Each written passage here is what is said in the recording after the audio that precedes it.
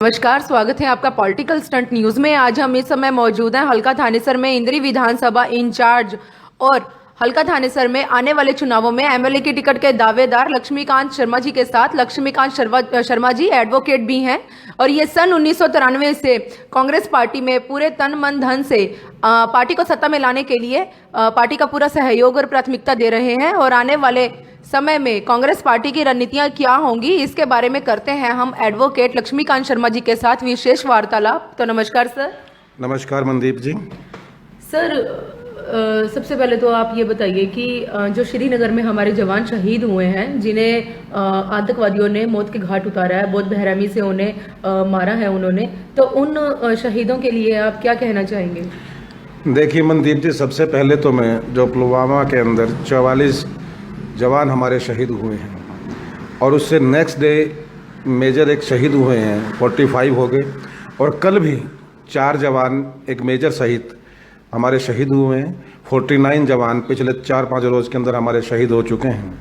मैं उन तमाम जवानों को अपनी तरफ से, कांग्रेस पार्टी की तरफ से श्रद्धा सुमन अर्पित करता हूँ, श्रद्धांजलि अर्पित करता हूँ। दूसरी बात मैं ये कहना ज़रूर चाहूँगा कि आज 1 सप्ताह हो चुका है, 14 तारीख को ये वाक़या हुआ था जब आतंकवादियों ने बड़ी ही घृणित और कायरतापूर्ण कार्रवाई करते हुए भारतीय सीआरपीएफ की टोली पर हमला किया था। उसके अंदर हमारे जवान शहीद हुए। उस घटना को गुजरे हुए आज 1 सप्ताह हो चुका है। ये कहने की बात नहीं है, पूरे देश के अंदर, पूरे समस्त भारतवर्ष के अंदर गहरा रोष है, गहरी दुख की जो संवेदनाएं लोगों के अंदर हैं।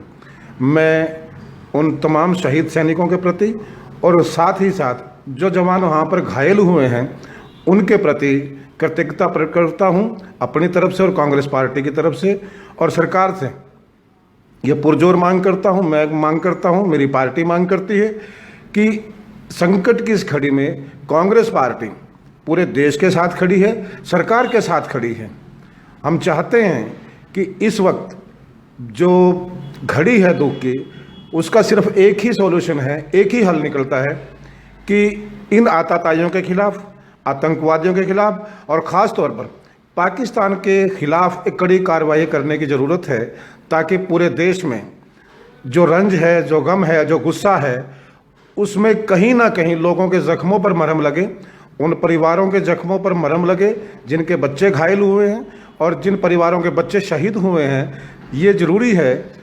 वैसे तो मैं समझता हूँ कि एक करीब 3 साल पहले जब पठानकोट के अंदर हमला हुआ था, 3.5-4 साल पहले जब उरी के अंदर हमला हुआ था सेना पर, जब नागरोटा के अंदर हमला हुआ था, उसी वक्त अगर पाकिस्तान को सबक सिखाया होता, उसी वक्त अगर पाकिस्तान को उसकी औकात दिखाई होती, तो शायद ये घटना बच जाती। लेकिन कहते हैं कि चलो जो वक्त गुजर चुका है उसको छोड़ करके आज इससे बड़ा हमला, आतंकवादी हमला हिंदुस्तान की सरजमी पर कभी हुआ नहीं है। ऐसी घटना को दरकिनार करना मैं समझता हूं कि सरकार की नाकामी होगी। आज ज़रूरत इस बात की है, पूरा विपक्ष, न केवल कांग्रेस पार्टी, पूरा विपक्ष, पूरा हिंदुस्तान आज सरकार के साथ खड़ा है। इस मामले में तुरंत कार्रवाई होनी चाहिए और पाकिस्तान को एक बड़ा सबक सिखाए जाने की ज़रूरत है। सन 1993 से आप कांग्रेस पार्टी में सक्रिय हैं, तो अब तक के अपने जीवन काल में कांग्रेस पार्टी में रहते हुए आपने कौन कौन से पद अचीव किए हैं और किस प्रकार से आपने अपना वजूद कायम किया है? देखिए मनदीप जी, 1993 के अंदर मैं कांग्रेस में आया था स्टूडेंट लाइफ से। 1993 में मैं यूथ कांग्रेस का प्रेसिडेंट बना। 1993 में ही फिर मुझे प्रदेश में यूथ कांग्रेस के अंदर सेक्रेटरी बनाया गया। 1994 में मुझे कांग्रेस सेवा दल का जिला का अध्यक्ष बनाया गया। मैं 9 साल तक कांग्रेस सेवा दल का जिला अध्यक्ष रहा हूं। उसके बाद प्रदेश कांग्रेस सेवा दल में मैंने 3 साल काम किया है, ऑर्गेनाइजर रहा हूं वाइस चेयरमैन के तौर पे। मैं जिला कांग्रेस कमेटी में मैं सेक्रेटरी के तौर पे मेरी नियुक्ति सबसे पहले हुई थी। साथ ही साथ मैंने जिला कांग्रेस कमेटी में secretary, general secretary, vice president, spokes person के तौर पर काम किया है। प्रदेश कांग्रेस कमेटी में मैं पीछे जो कार्यकारिणी का मेंबर था, प्रदेश कांग्रेस कमेटी में भी कार्यकारिणी का मेंबर और स्पोक्स पर्सन के तौर पे मैं काम कर चुका हूं। पार्टी के लिए सभी तकरीबन प्रमुख चैनल्स पर मैं डिबेट कर चुका हूं, डिबेट का हिस्सा बन चुका हूं। अभी 2 रोज़ पहले भी MH1 पर 1 घंटे का लाइव कार्यक्रम मेरा था, डिबेट थी भारतीय जनता पार्टी के लोगों के साथ। 1993 से लगातार मैं पार्टी के विभिन्न पदों पर रहते हुए आज वर्तमान में मैं इंद्री विधानसभा का प्रभारी, हरियाणा प्रदेश कांग्रेस कमेटी के अध्यक्ष आदरणीय डॉक्टर अशोक तंवर जी ने मुझे लगाया और अभी 2 रोज़ पहले मुझे सिरसा पार्लियामेंट्री क्षेत्र में बूथ कमेटियों के गठन की जिम्मेदारी दी गई है, जिसके लिए मैं पार्टी का धन्यवाद भी करता हूं कि जो विश्वास जताते हैं। और मैं परमपिता परमात्मा का भी शुक्रिया अदा करता हूं कि जो जिम्मेवारी पार्टी मुझे देती है, जिस स्तर पर भी देती है, वो परमपिता परमात्मा उस जिम्मेवारी को निभाने में मेरी मदद करते हैं, मुझे शक्ति देते हैं। कांग्रेस पार्टी के कार्यकर्ता होने के साथ साथ आप एक एडवोकेट भी हैं, आप मीडिया प्रभारी भी रह चुके हैं, आप शायद प्रॉपर्टी डीलर भी हैं, तो ये सब काम आप मैनेज कैसे कर पा रहे हैं? देखिए मैडम, अब जहाँ तक काम की बात है, मेरा एक मानना है, बचपन से मैं किसान परिवार से आता हूँ। मैं प्रॉपर्टी डीलर था या नहीं हूँ, जो भी है वो मैं बाद में आया हूँ। मैं एडवोकेट बाद में बना हूँ। एडवोकेट से पहले मैं टीचर भी रह चुका हूँ। मेरे पिताजी जो एक सिंपल साधारण परिवार से आते थे, वो एक जेबीटी अध्यापक थे। थोड़ा बहुत ज़मीन मेरा पास में ही गांव सारसा है, खेती की ज़मीन है। ज़मींदार परिवार, किसान परिवार से आता हूँ। मैंने बचपन से लेकर के आज तक सबसे पहले अपने पिता को संघर्ष करते हुए देखा था। एक जेबीटी अध्यापक, बड़ी सीधी सी बात है, कुछ सरकारी नौकरी में आने के पश्चात कोई भी व्यक्ति संतुष्ट हो जाता है कि चलो मेरा परिवार चल जाएगा, मेरे बच्चे चल जाएंगे, पल जाएंगे। लेकिन मेरे पिताजी ने, जब वो जेबीटी टीचर थे, तब भी वो जिम्मेदारा करते थे, ज़मीन खरीदते थे। उन्होंने हमारे लिए ज़मीनें खरीदी, तो उनको संघर्ष करते मैंने देखा है। बचपन से एक चीज़ मान के आता हूँ कि जितना काम करेंगे, जितना व्यस्त रहेंगे, उतना ही आपकी सेहत के लिए ठीक रहेगा। आप बढ़िया काम भी कर पाएंगे और साथ ही साथ आप अपना नाम भी कर पाएंगे। काम मेरा मकसद है, मेरा जुनून है, और मैं कोशिश करता हूँ कि अगर ज़रा सा भी वक्त मिले किसी भी चीज़ से, तो कुछ ना कुछ कर लिया जाए, कुछ ना कुछ रचनात्मक कार्य हो। एक चीज़ मैं और बता देना चाहता हूँ कि मैं एक राइटर भी हूँ। मैं मैगजीन्स में लेख भी लिखता रहा हूँ और गीत गज़ल भी लिख लेता हूँ काफ़ी। अब वक्त ये रहता है कि जितना भी वक्त का सदुपयोग हो, वो वक्त जाया ना जाए। अगर 1 मिनट भी, 1 पल भी आपको मिले, आप उसका सदुपयोग किसी ना किसी रचनात्मक काम में करें, किसी भी काम में करें। क्योंकि बड़ी सीधी सी बात है कि बचपन से कहानी सुनता आया हूँ, कहावत सुनता आया हूँ। हरियाणा के अंदर बड़ी फेमस है कि जो खाली दिमाग है वो शैतान का घर होता है। तो कोशिश करता हूँ कि दिमाग खाली ना रहे और मैं शैतान ना बन पाऊँ, तो इसीलिए काम में लगा रहता हूँ। सोनिया गांधी जी ने और राहुल गांधी जी ने विपक्ष पार्टी को टक्कर देने के लिए प्रियंका गांधी जी को, जो आज पूरे भारतवर्ष में एक उभरता सितारा बन चुकी हैं, उन्हें मैदान में उतारा है। तो उनके मैदान में उतरने से आगे कांग्रेस पार्टियों में क्या बदलाव आएगा और उनकी आने वाले समय में रणनीतियां क्या होंगी? देखिए, सबसे पहले तो मैं ये कहना चाहूँगा कि अभी जो आपने बात कही कि नरेंद्र मोदी को टक्कर देने के लिए या भारतीय जनता पार्टी को टक्कर देने के लिए प्रियंका गांधी को मैदान में उतारा है, ऐसा कुछ नहीं है। नरेंद्र मोदी से मैं नहीं चाहता कि हम कोई मुकाबला कोई हमारा है, क्योंकि वो इस काबिल ही नहीं है कि उस व्यक्ति से कोई मुकाबला किया जाए। वो बुराइयों का पुतला है, झूठ का एक बड़ा लंबा चौड़ा पुतला है। तो ऐसे व्यक्ति से मुकाबला करने के लिए मैं नहीं समझता कांग्रेस को किसी व्यक्ति को विशेष को मैदान में उतारने की ज़रूरत है। ऐसे व्यक्ति, वो कहते हैं कि बड़ी एक देसी कहावत है वो भी, कि काठ की हांडी बार बार चढ़ा नहीं करती है। झूठ, मक्कारी, फरेब और बेईमानी का राज ज़्यादा दिन चला नहीं करता है। तो नरेंद्र मोदी झूठ, मक्कारी, फरेब, बेईमानी और भ्रष्टाचार का दूसरा नाम है, मैं दावे के साथ कह सकता हूँ। ऐसे व्यक्ति से मुकाबले के लिए प्रियंका गांधी को नहीं उतारा गया। ये कोई ऐसी बात नहीं थी कि कांग्रेस की कहीं कमज़ोरी थी। प्रियंका गांधी को सिर्फ और सिर्फ एक बात के लिए मैदान में उतारा गया है कि आज हिंदुस्तान को कांग्रेस की ज़रूरत है, हिंदुस्तान को प्रियंका गांधी की ज़रूरत है। गांधी परिवार, जिसके बारे में नरेंद्र मोदी बार बार टिप्पणी करते हैं, वो इस बात को कभी समझ ही नहीं पाएंगे कि गांधी परिवार ने कितनी कुर्बानियाँ इस देश के लिए दी हैं। गांधी परिवार की 3 पीढ़ियाँ देश पर कुर्बान हुई हैं। वर्तमान में भी इसी ज़रूरत को देखते हुए कि प्रियंका गांधी देश सेवा के लिए आगे आई है, नरेंद्र मोदी से, भारतीय जनता पार्टी से या किसी और से मुकाबला करने की ना हमें ज़रूरत है, ना हम ज़रूरत समझते। क्योंकि हम अच्छी तरह जानते हैं कि कांग्रेस पार्टी ये चल जाता है, थोड़ा वक्त होता है, कभी कभी वक्त आपका ख़राब हो तो कहते हैं ना कि एक बड़ी, जब वक्त खराब होता है तो चूहे भी शेर के कान काट जाते हैं। तो संभवतः ये हुआ है हिंदुस्तान के अंदर। हाँ, आज कांग्रेस का थोड़ा डाउनफॉल आया था बीच में, लेकिन फिर कांग्रेस ग्रिप कर रही है, फिर कांग्रेस आ रही है, क्योंकि हिंदुस्तान की जनता, इस देश की जनता बहुत अच्छी तरह ये बात समझ चुकी है कि अगर देश की सरहदों की सुरक्षा करनी है, देश का वजूद कायम रखना है, देश की अस्मिता कायम रखनी है, तो केवल और केवल कांग्रेस पार्टी ऐसी है जो हिंदुस्तान की सरहदों की रक्षा पहले भी करती आई है और आगे भी करेगी। और इसका सबसे बड़ा उदाहरण ये है कि अगर यही हादसा, मैं माफ़ी के साथ कहना चाहता हूँ कि यही हादसा अगर कांग्रेस के शासन में कहीं हुआ होता तो अब तक पाकिस्तान को सबक सिखाया जा चुका होता। और जिसका जीतती जागती जो मिसाल है वो स्वर्गीय श्रीमती इंदिरा गांधी है, जिन्होंने बांग्लादेश बनवा करके पाकिस्तान के 2 टुकड़े कर दिए थे रातों रात। इससे बड़ा उदाहरण मैं नहीं समझता। तो देश की जो जनता है, हिंदुस्तान की जो रवायत है, वो समझ चुके हैं कि आज सिर्फ और सिर्फ कांग्रेस पार्टी ऐसी है जो हिंदुस्तान को सुरक्षित रख सकती है, गरीब, मजदूर, व्यापारी, कर्मचारी, दुकानदार का भला कर सकती है, आम आदमी के लिए जीवन व्यापी साधन जुटा सकती है, केवल कांग्रेस पार्टी है। इसलिए हमें मुकाबले की जरूरत नहीं है। हम आ रहे हैं, 100% आ रहे हैं, देश में भी और प्रदेश में भी। कांग्रेस पार्टी के लोकप्रिय नेता तंवर जी के साथ आप जुड़े हैं, तो तंवर जी में आपने ऐसी क्या खूबी देखी है? देखिए, ये बड़ा अजीब सा सवाल आपका है। 1993 से मैं राजनीति में आया था। मैंने बहुत से लोगों के साथ काम किया है।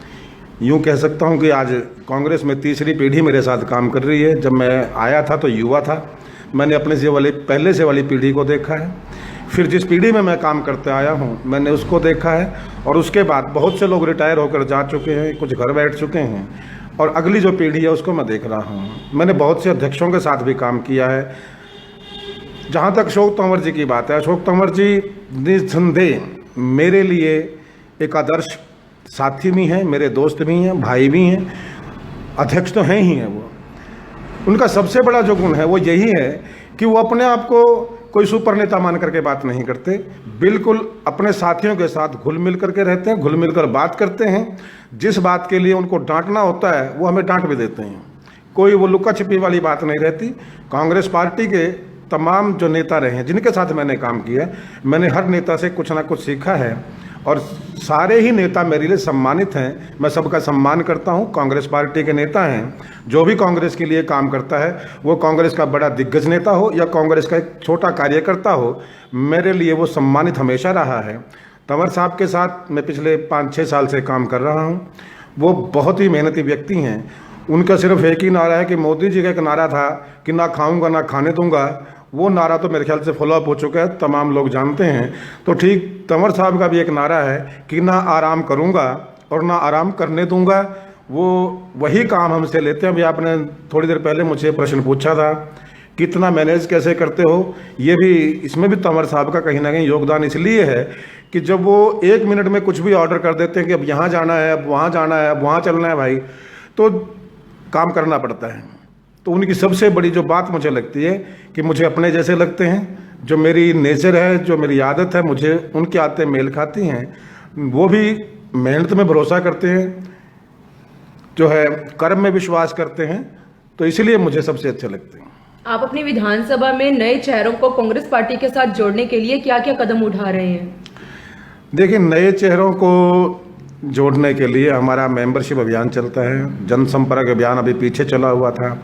हम खास तौर पे जो यंग एज का वोटर है, जो 18 साल का, 19 साल का, 20 साल का है, अब उससे संपर्क कर रहे हैं, क्योंकि युवा आज देश की राजनीति की दिशा और दशा बहुत ज़्यादा तय करता है। पिछले चुनाव में हिंदुस्तान का जो यूथ था, जो युवा था, मैं मानता हूँ कहीं ना कहीं किसी छलावे में था, किसी भटकाव में था। कहीं ना कहीं हो सकता है कि कांग्रेस की कमजोरी रही हो, मानता हूं, क्योंकि जो व्यक्ति देखिए काम करेगा, जो सड़क पर वाहन निकलेगा, उसमें कहीं ना कहीं खराबी तो आएगी, और उसको ठीक भी करना पड़ता है वक्त वक्त पर। लेकिन फिर भी एक झूठ का, फरेब का, बेईमानी का, मक्कारी का एक ऐसा लबादा हिंदुस्तान के नौजवान के चेहरे पर चढ़ा दिया गया कि इसे सिवाय नरेंद्र मोदी के कुछ और नजर आया नहीं। लेकिन अब वो चश्मा, जिसको हम झूठ का, फरेब का कह सकते हैं, कितने ही ऐसे मुद्दे थे, मगर एक एक मुद्दे पर बात करूंगा मेरे ख्याल से शायद कई दिन निकल जाएंगे। तो मैं संक्षिप्त में इतने इस बारे में कहूँगा कि झूठ और फरेब का जो चश्मा, जो मक्कारी और बेईमानी का चश्मा नरेंद्र मोदी ने हिंदुस्तान के युवा के आंखों पर चढ़ा दिया था, वो चश्मा उतर चुका है। 5 साल के अंदर हिंदुस्तान का यूथ इस बात को देख चुका है कि चाहे धारा 370 हो, चाहे राम मंदिर का मसला हो, चाहे नौजवानों को रोजगार देने की बात हो, किसी भी विषय को उठा लीजिए, किसी भी विषय की चर्चा कर लीजिए, हर मसले पर नरेंद्र मोदी फलाप साबित हुए हैं।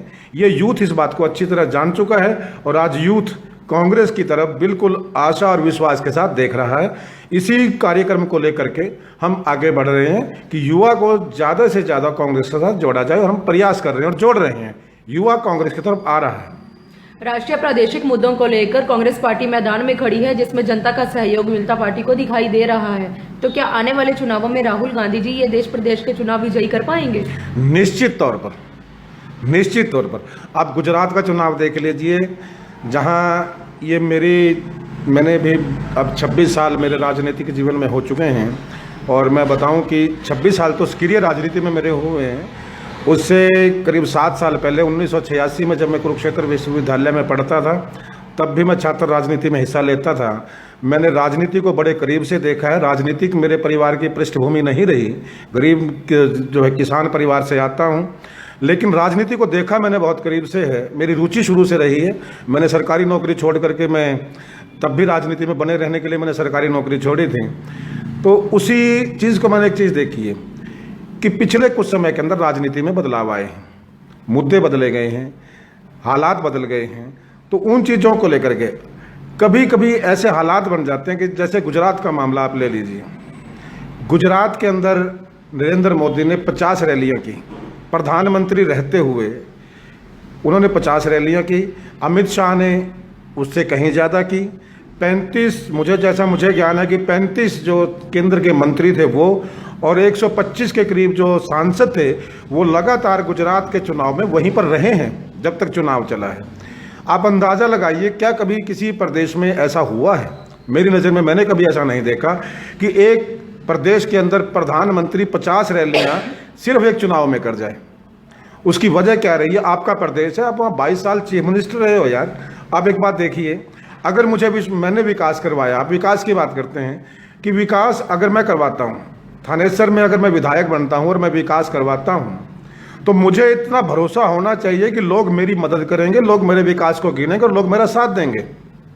हल्के की जनता, थानेसरी की जनता भाई के नाते, दोस्त के नाते, बेटे के नाते, मित्र के नाते मेरे साथ खड़ी है। पहले भी खड़ी है, आज भी खड़ी है और आगे भी खड़ी रहेगी, ये मेरा विश्वास है पूरी तरह से। तो ये थे एमएलए की टिकट के दावेदार एडवोकेट लक्ष्मीकांत शर्मा जी। हम आपको आगे भी ऐसे ही कांग्रेस पार्टी की रणनीतियों से रूबरू करवाते रहेंगे और अधिक जानकारी के लिए लाइक करें, कमेंट करें, शेयर करें। देखते रहिए political stunt news. Cameraman Manpreet Khanna के साथ मैं मनदीप कौर, जर्नलिस्ट। धन्यवाद।